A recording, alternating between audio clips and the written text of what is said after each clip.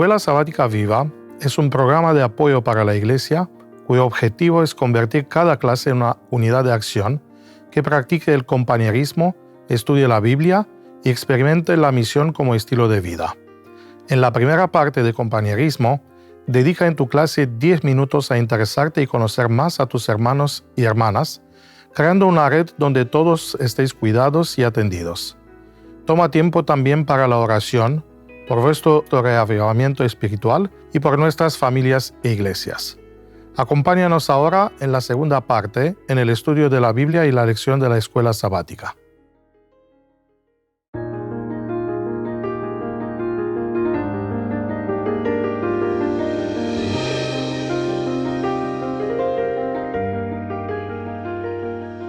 Hola Noemí y Roberto, bienvenidos de nuevo a nuestro camino lindo de tratar de enseñar cómo entender la Biblia. Cuando usamos la palabra ciencia, aunque viene del latín, el verbo básico es saber, ¿no? Y el saber se construye en tiempo. Es algo interesante que cada cultura logra descubrir cosas y la ciencia significa juntar estos descubrimientos y transmitirlo a la nueva generación. Y cuando un pueblo lo hace eficiente, está bien. Yo me acuerdo que aprendí cuáles son los champiñones venenosos y esto no por un método que es un método que usa mucho la ciencia, que es el método de ensayo-error.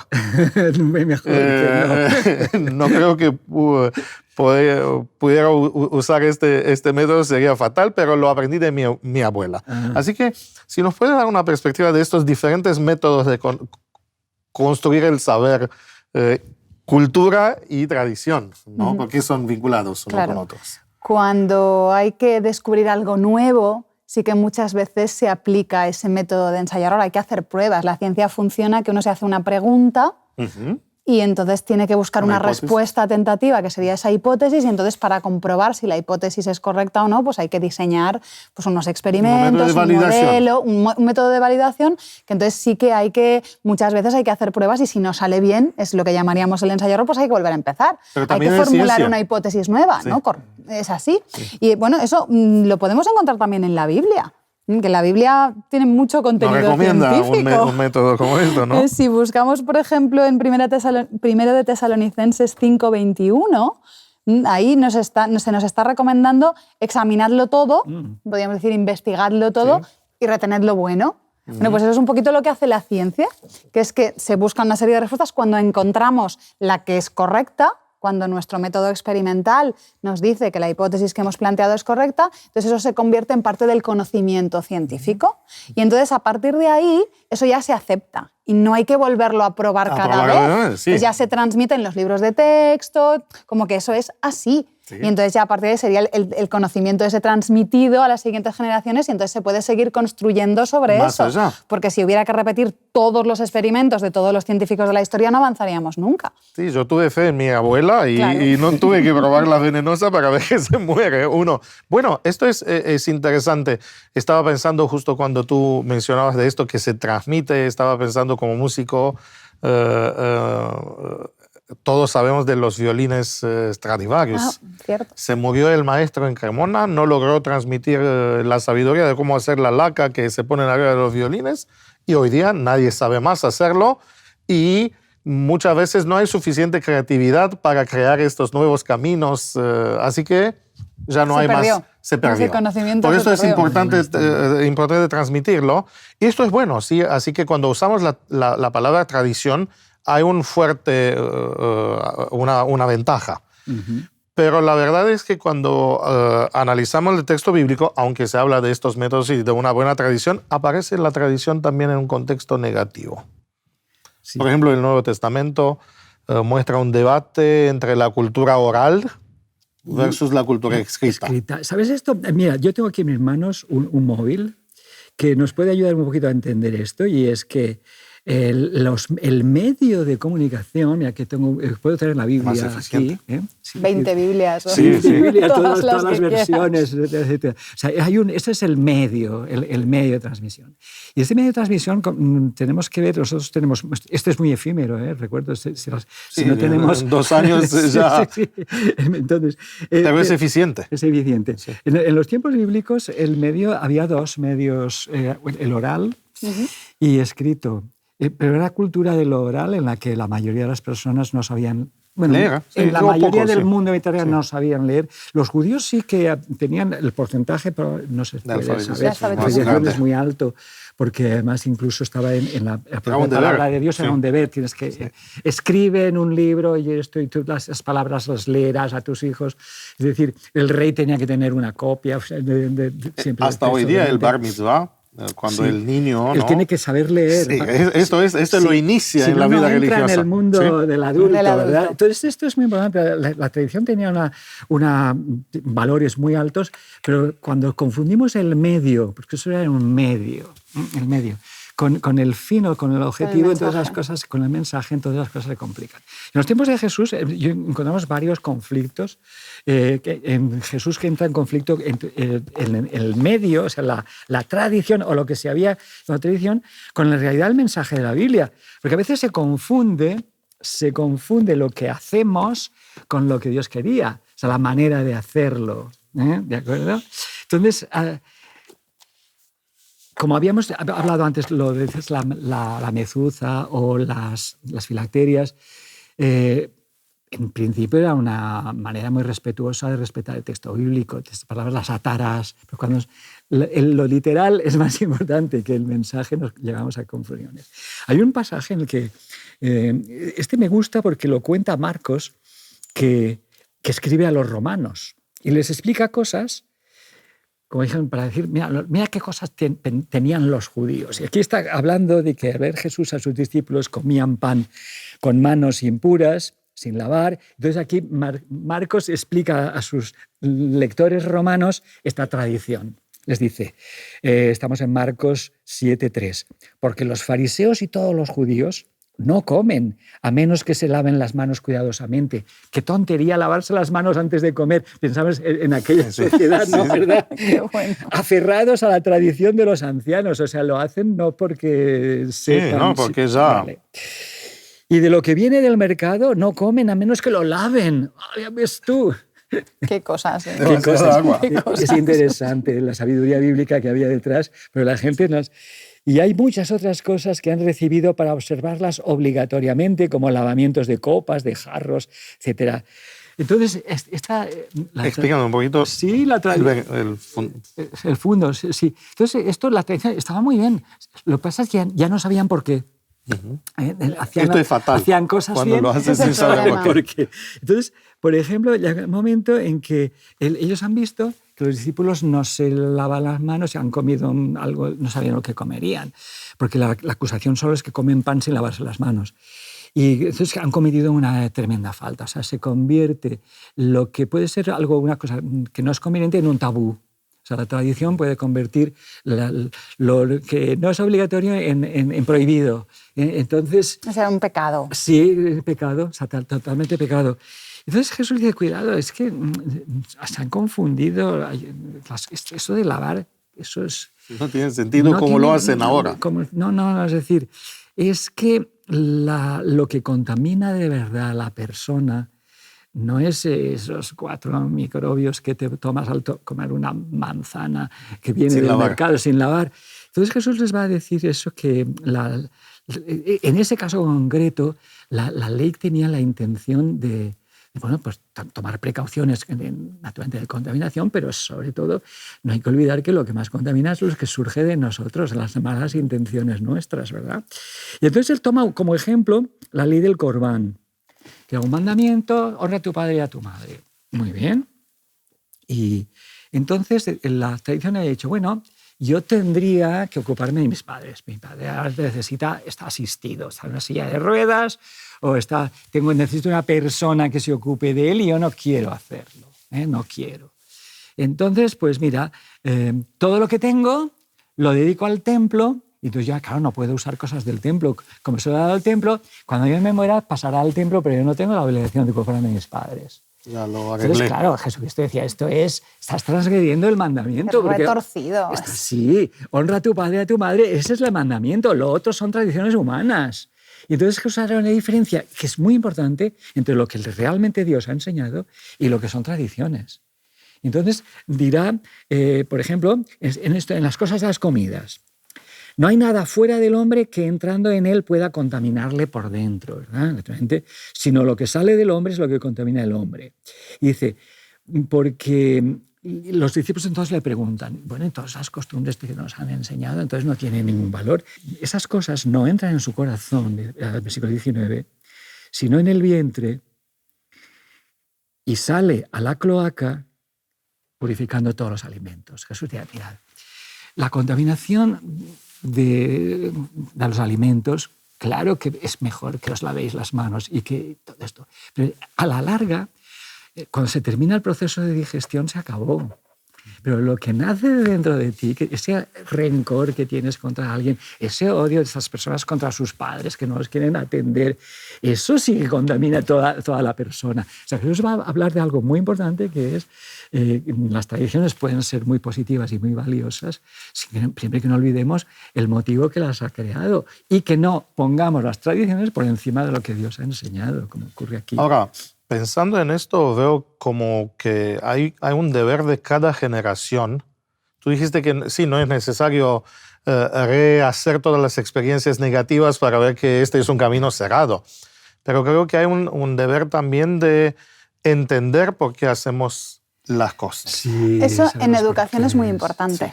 Sí. Porque muchas veces aprendes un protocolo para hacer algo que te facilita las cosas y tú aprendes las tablas de multiplicar. Pero si no entiendes el mecanismo que está qué es una multiplicación, igual que en otras cosas, cuando avanzas más no vas a poder realmente interiorizar eso. Es una cosa que te la has aprendido de memoria y ya está, pero luego está el ¿y esto para qué me sirve? Hasta que has entendido el por qué, aunque luego tengas una manera automática o automatizada de hacerlo. Pero es muy importante el redescubrimiento en cada generación de por qué.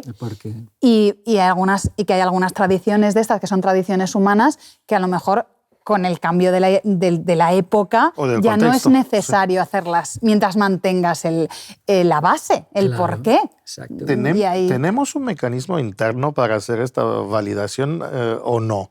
Mental, digo. Algunas veces usamos esta palabra que suena casi mágico, razón. Correcto. Razón. ¿Cómo eso? ¿Cómo funciona la razón? ¿Se necesita información o no? Para la razón, ¿son procesos, son mecanismos, son principios? La razón también depende un poquito de cómo la definas. Sí. Porque dentro de la filosofía, cuando hablamos de primar la razón, sí que es un poco de algo que funciona solo en mi mente. O sea, mi mente funciona sola y ella puede llegar a las conclusiones sin nada más. Que capaz que es una cosa de diseño, que Dios diseñó nuestra mente, que algunas cosas, validaciones, la pueden hacer por no hablan los de la gramática generativa, que nuestro propio cerebro necesita algún lenguaje que tenga una lógica. ¿No? Capaz que por diseño esto. Lo que pasa es que, claro, como estamos afectados por el pecado y nuestra mente está afectada por el pecado, si construimos todo en nuestra mente sin dejarnos influenciar por nada, eso también es peligroso. Claro. Sí, porque podemos llegar a conclusiones que no son correctas. Y bueno, hay un versículo que me encanta que explica eso muy bien, que está en 2 Corintios 10, 5 y 6, que ahí, viendo un poquito cuál es el problema de la razón, porque la razón es buena, la razón nos la ha puesto Dios en nuestra mente. Sí. Pero aquí lo que dice es derribando argumentos y toda altivez que se levanta contra el conocimiento de Dios. O sea, el problema es cuando lo ponemos por encima, cuando nos volvemos altivos y pensamos que yo con mi razón lo puedo resolver todo. Ahí ese es el problema. Ese tipo de argumentos son los que hay que eliminar, porque se convierten al final en contra del conocimiento de Dios.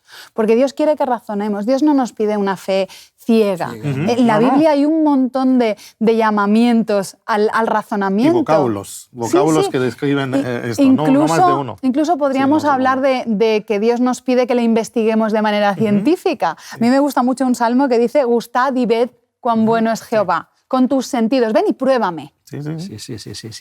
Esto de que nuestra razón tiene que acompañar a nuestra experiencia y incluso a nuestra vida espiritual, me parece que es también muy bíblico, porque el mismo Dios que ha creado, el mismo Dios que se revela a través de su palabra, también nos ha dado nuestro cerebro para ello. A mí me gusta mucho un pasaje que está en Romanos, donde se trata de la vida espiritual. Sin embargo, esta vida espiritual tiene también una lógica. O sea, un componente racional. Hay espiritualidades absurdas que uno ya ve que esto no funciona. Sí. Aquí, en Romanos 12, el versículo 1, Pablo ha terminado toda su parte teórica. Así que, hermanos, así que, como conclusión a toda la parte teórica de la epístola, os exhorto por las misericordias de Dios que presentéis vuestros cuerpos como sacrificio vivo, es decir, no se trata de seguir ofreciendo sacrificios al templo, sino presentar sacrificio vivo, santo, agradable a Dios, que es, en griego, dice, logike latreia, es decir, es un culto lógico. Es lógico. Aquí las traducciones hay toda clase de traducciones. Sí.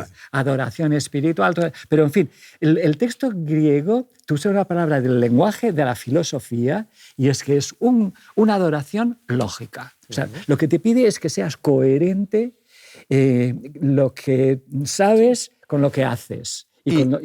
¿Sí? Este argumento lo usa también Pablo hablando de glosolalia, sí. Que si hablas y no entiendes lo que hablas, no te sirve, no es lógico, no es lógico el mensaje. Eso entonces, es con el don de lenguas, con el tema de las lenguas. El don de lenguas te obliga también que participes, dice, cantaré con la mente, también con el espíritu, así que no podemos desvincular.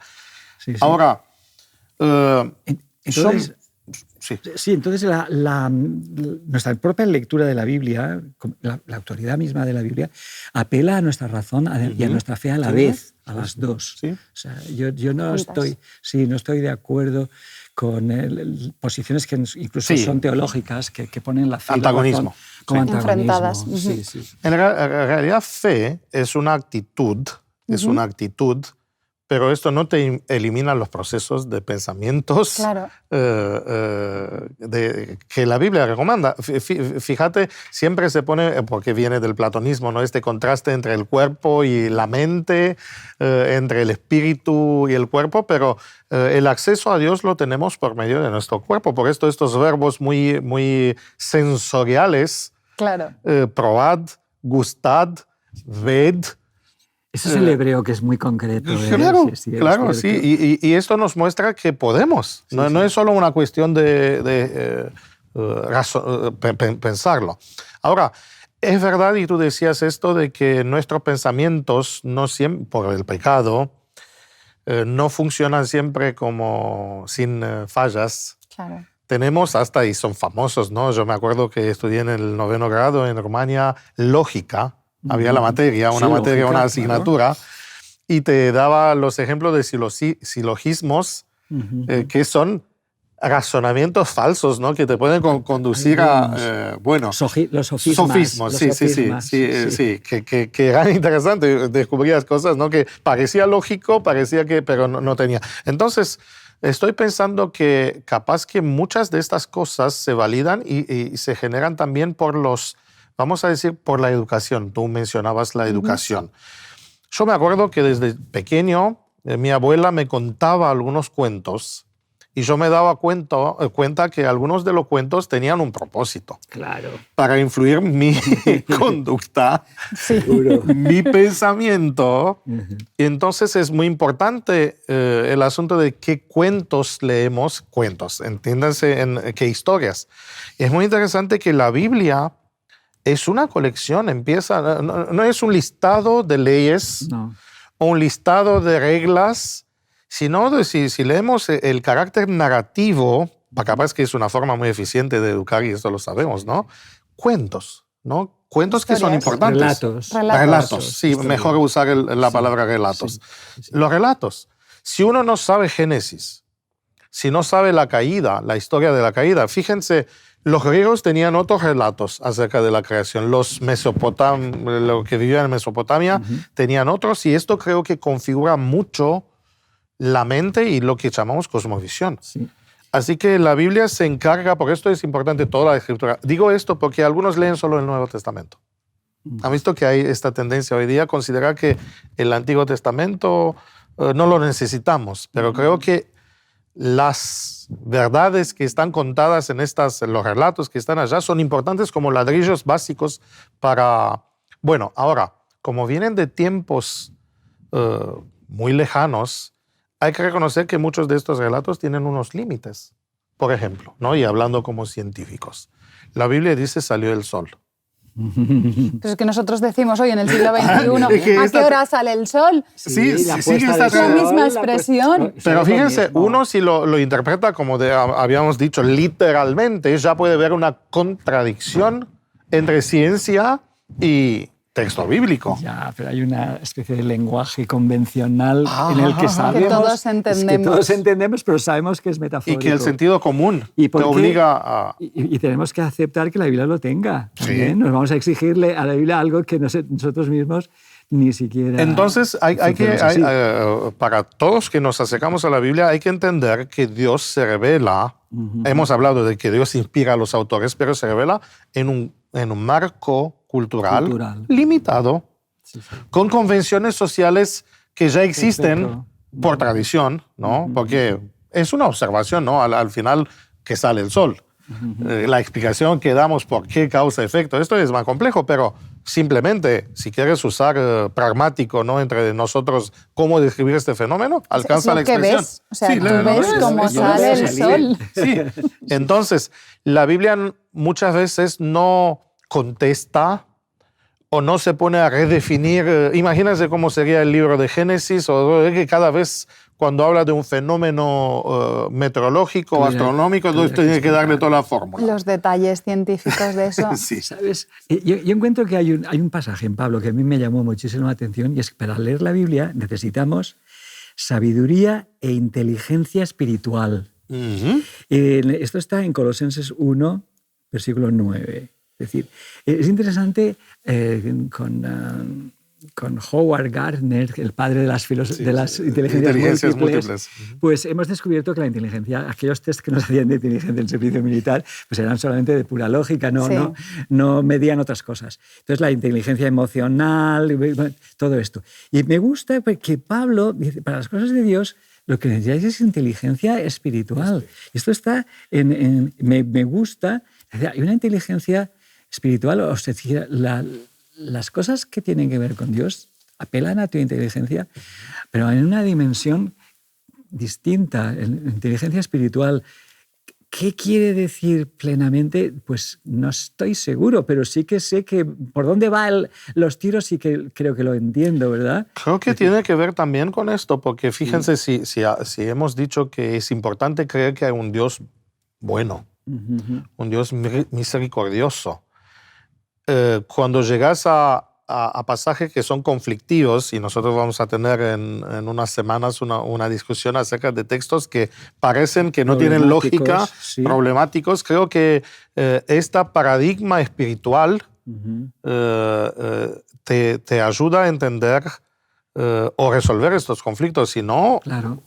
Necesitamos abordarlos, como aquí dice, pedir que seáis llenos de cabal conocimiento de su voluntad, o sea, para saber la voluntad de Dios, en toda sabiduría e inteligencia espiritual. Es decir, que las cosas, la palabra de Dios hay que utilizar nuestra inteligencia, pero también en una dimensión espiritual que no es solamente la de nuestra vida cotidiana, quizá, o la vida del científico. Ahora, volviendo a los metarrelatos, ¿no? Sí. Platón inventó el mito de la cueva, y si uno mira el texto bíblico con estos anteojos, va a llegar a unas conclusiones. Claro. Por esto es importante qué anteojos tenemos. Ahora, hay un asunto, nos queda poco tiempo, pero podemos hablar un poquito, que aunque Dios se revela en una cultura, en los límites culturales, algunas veces el texto bíblico es anticultural, vamos a decir, o puede chocar... Contracultural. Con culturas. Sí. Pablo habla contracultural. Contracultural. Sí. No, disculpe, sí, contracultural. Por ejemplo, Pablo dice que el mensaje, ¿no? La lógica del Evangelio para griegos es, dice, una locura. Una locura. Claro. Y entonces, ¿por qué es locura? Porque ellos tienen otra cosmovisión. Otra cosmovisión. Exacto. Entonces, esa necesidad de ser contracultural, Pablo la dice muy clara en Romanos 12.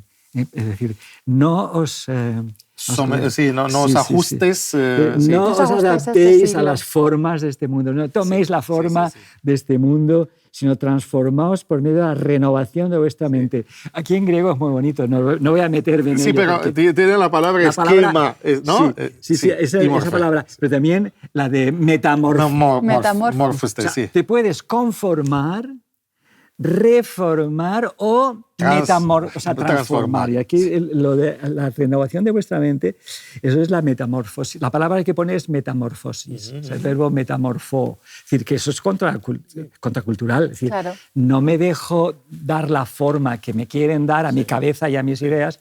Por eso el primer verbo usa una raíz que a mí me tocó traducir una parte de esta epístola. Y usa el verbo que parte del esquema. Dice, no se conforméis a los esquemas. Exacto. ¿no? Eso sería cosmovisiones, ¿no? Del mundo, sino te pliegues a un esquema. Hay que hacer todo una reformación de la mente, una transformación, metamorfosis. Y Noemí sabe mejor que nosotros lo que es una metamorfosis. Nos volveremos todos mariposas, gusanos. En este contexto creo que va a venir nuestra lección muy bien, porque cuando decimos, y esto es un concepto muy, muy, muy duro para algunos, solo Biblia, esto me dice que hay que tener cuidado de dónde construimos o de qué relatos construimos nuestra cosmovisión, porque no todos los relatos que existen son correctos. Son compatibles. Son compatibles y no, algunos no son correctos. Vamos a ver cómo y qué relación existe entre la realidad y el texto bíblico, ¿no? Y por qué afirmamos esto, que solo Biblia es una fuente correcta para describir a Dios. Solo Biblia no significa que debemos ignorar todo. No. Porque mira que Pablo cita a los poetas griegos, es decir, los filósofos, es decir, no ignorar, pero construir tus paradigmas a partir de esta inteligencia espiritual en la que Dios nos ha dado pautas. Y creo que cuando decimos solo Biblia, no lo podemos entender sin un diálogo con otras. La verdad es que uno entiende mejor su cosmovisión cuando entra en diálogo con otras. Sí. Y creo que esto es para nosotros que vivimos en el siglo XXI, donde si para el hombre antiguo acceder a una cosmovisión era viajar, nosotros hoy con todo el mundo de comunicación, tecnología, llegamos a tener como cosmovisiones que cohabitan en nuestro espacio y algunas veces solo en un espacio virtual que es una pantalla. Sobre esto, la próxima vez. Gracias por su participación. Pues hasta la próxima. Hasta la próxima. En la tercera parte de Escuela Sabática Viva, usa 10 minutos y analiza. ¿Cómo podemos aplicar lo estudiado? ¿De qué manera puedes compartir tu esperanza con las personas que te rodean? Animamos a cada unidad de acción a tener una experiencia más allá del sábado. Cread vuestro propio proyecto misionero. Programad en vuestras casas reuniones para orar y confraternizar. Buscad un tiempo en la semana o el sábado en la tarde. Gracias por acompañarnos hasta aquí y querer que tu escuela sabática sea un proyecto lleno de vida. Nos vemos la semana que viene.